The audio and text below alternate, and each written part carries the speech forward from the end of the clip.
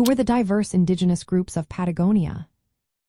Imagine a land of endless plains, icy waters, and rugged mountains where ancient peoples thrived long before explorers arrived.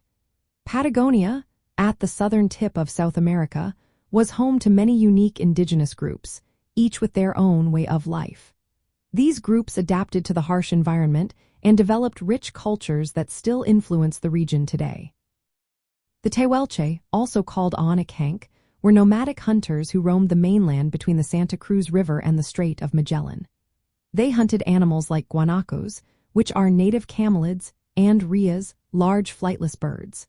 They were known for their tall stature and strong build, which early Europeans thought made them giants. The Tehuelche wore animal furs and leather shoes suited for cold weather.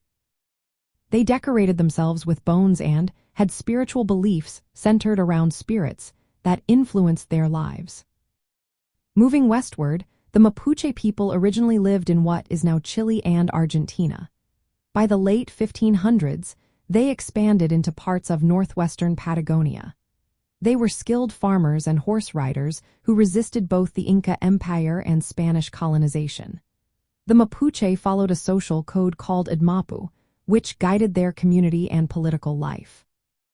They traded textiles with Europeans, exchanging them for silver coins, which they turned into jewelry and ornaments for their horses.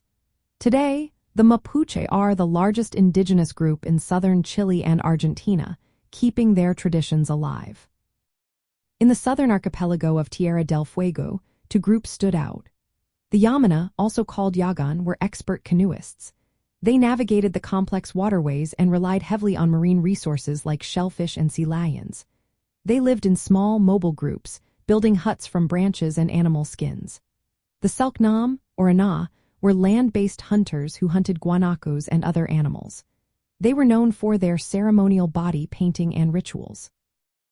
Both groups endured extreme cold and minimal clothing, often using animal fats to stay warm. The name Tierra del Fuego, meaning land of fire, comes from their fires, which lit up the islands. Another group, the Kaweskar, also called Alakaluf, were coastal navigators living along western Patagonia. They moved frequently to hunt marine animals and built temporary shelters from natural materials. Their way of life depended on the sea, and they were expert boat builders and sailors. European contact in the 1800s brought big changes. Many indigenous groups faced violence, disease, and displacement. The Argentine military campaign, called the Conquest of the Desert, aimed to control and settle the region, which led to the near disappearance of groups like the Selknam and Yamana. Despite these hardships, their descendants continue to preserve their languages and traditions today.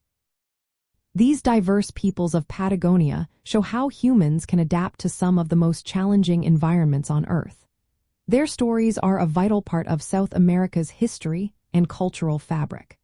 From nomadic hunters to skilled sailors, their resilience and unique ways of life remains a powerful part of the region's identity.